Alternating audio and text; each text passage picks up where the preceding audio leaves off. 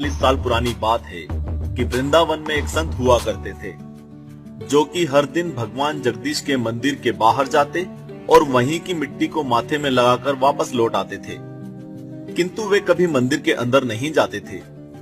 सब लोग इन संत को जज साहब कहकर बुलाया करते थे। जब एक बार एक व्यक्ति ने वहां के पुरोहित से पूछा कि इन्हें सब जज साहब कहकर क्यों बुलाते हैं, तब पुरोहित ने उन्हें सारी घटना बताते हुए कहा कि एक समय की बात है जब ये संत दक्षिण भारत के एक छोटे से शहर में जज हुआ करते थे। उस शहर से लगे एक छोटे से गांव में एक केवट रहा करता था जिसका नाम भोला था। ये व्यक्ति न केवल नाम से बल्कि स्वभाव से भी भोला था। ये व्यक्ति इतना सीधा साधा था कि अगर इससे कोई भी कुछ पूछता था किसी भी विषय में तो ये कहता था कि भैया मैं तो कुछ नहीं जानता, जो जाने रघुनाथ जी जाने। भोला प्रभु श्री राम का भक्त था और चलते फिरते या कुछ काम करते उन्हें ही याद करता रहता था। भोला के 2 लड़के और एक लड़की थी।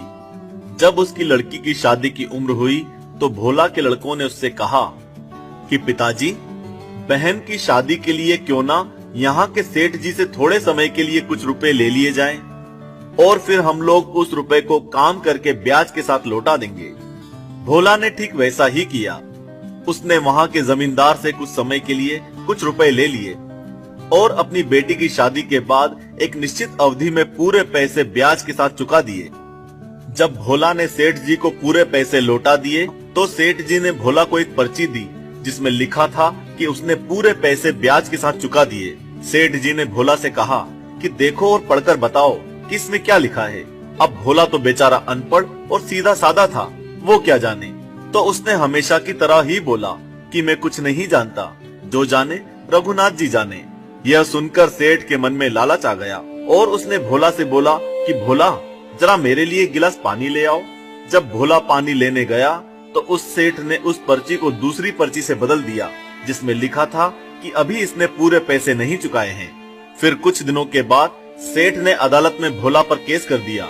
जब जज ने भोला से इस बारे में पूछा तो भोला ने वो पर्ची दिखाई जो उसके पास रखी थी, परंतु उस पर्ची में तो लिखा था कि इसने अभी पूरे पैसे नहीं चुकाए हैं। तो जज ने जब भोला को उस पर्ची में क्या लिखा है बताया तो भोला जोर जोर से रोने लगा और फिर हमेशा की तरह बोला कि मैं कुछ नहीं जानता, जो जाने रघुनाथ जी जाने। जज थोड़ा दयालु था। उस दिन अदालत का समय खत्म होने के बाद उसने भोला को बुलवाया और पूछा कि जब तुमने उस सेठ को रुपए चुकाए तो क्या तुम दोनों के अलावा कोई और व्यक्ति भी था वहाँ पर? तब भोला ने जवाब दिया कि हम दोनों के सिवा वहाँ सिर्फ रघुनाथ जी थे और कोई भी नहीं था। जज को लगा कि लगता है ये कोई गांव में रहने वाला व्यक्ति होगा। फिर उसने भोला को जाने को कहा और सोचा कि ये व्यक्ति तो गरीब है, तो क्यों ना मैं ही रघुनाथ के नाम की चिट्ठी लिखकर उसे अदालत में हाजिर होने को कहूँ। और फिर उसने उस गांव में रघुनाथ जी के नाम की चिट्ठी भेजी।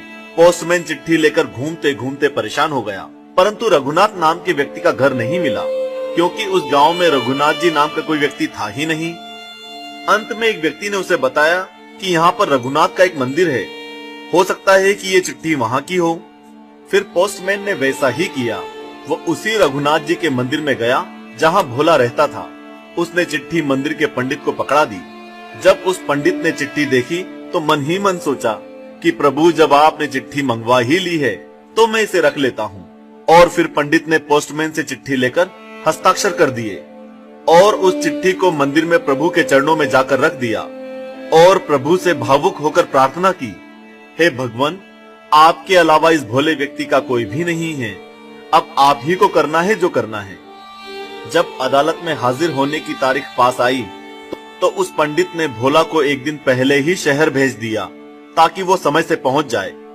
और फिर उस अदालत की तारीख के दिन पंडित जी जल्दी सुबह उठकर भगवान को कई वस्त्र अर्पण कर तैयार कर दिया और उनकी पूजा कर प्रार्थना की कि हे प्रभु, इन सभी वस्त्रों में आपको जो पसंद हो वो पहने और कृपा करके आज आप अदालत में जरूर जाएं और उस भोला की मदद करें। अब भक्त तो भावुक होते हैं और उसने भी ऐसे ही भावुक होकर प्रार्थना की। जब अदालत ने जज ने भोला से पूछा कि कहाँ है तुम्हारे रघुनाथ जी, तो उसने जवाब दिया कि वो तो हर जगह रहते हैं, होंगे यहीं कहीं आसपास। फिर जज ने अपने चपरासी को रघुनाथ नाम के व्यक्ति को हाजिर होने का ऐलान करने के लिए आदेश दिया। जब चपरासी ने जोर जोर से चिल्लाना शुरू किया कि रघुनाथ जहां भी हो सामने हाजिर हो, ऐसा उसके 2 से 3 बार बोलने में ही सबने देखा कि एक बूढ़ा सा व्यक्ति जिसके माथे में तिलक और गले में तुलसी की माला, खड़ाऊ पहने थोड़ी कमर झुकाए और लाठी टेकते हुए चला आ रहा है। फिर उसे कटघरे में खड़ा करके जब जज ने उससे पूछा कि क्या तुम्हारे सामने इस भोला ने सेठ को पूरे पैसे चुका दिए हैं, तो उसने जवाब दिया हाँ। फिर जब जज ने कहा कि तुम्हारे पास क्या सबूत है, तो उस रघुनाथ नाम के बूढ़े व्यक्ति ने कहा कि कृपया सेठ जी को यहीं रोक कर रखें और इनके घर सिपाही भेजकर इनके कमरे में रखी 3 अलमारियों में से बीच वाली अलमारी में रखी 22 नंबर की फाइल खुलकर देखी जाए तो आपको वो पर्ची मिल जाएगी जिसमें सेठ ने भोला के द्वारा चुकाए गए सारे पैसे की पुष्टि की है। जज ने सिपाही भेजे और वैसा ही हुआ। वहां वो पर्ची मिली जिसे देखते हुए जज ने भोला को बरी कर दिया और उस सेठ को दंडित भी किया।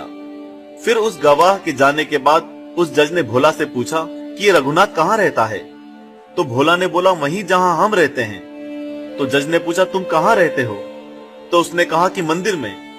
फिर जज साहब ने बोला तो क्या इन्होंने वो मंदिर बनवाया है, तो केवट बोला साहब अब मैं आपको क्या समझाऊं, आप तो पढ़े लिखे हैं।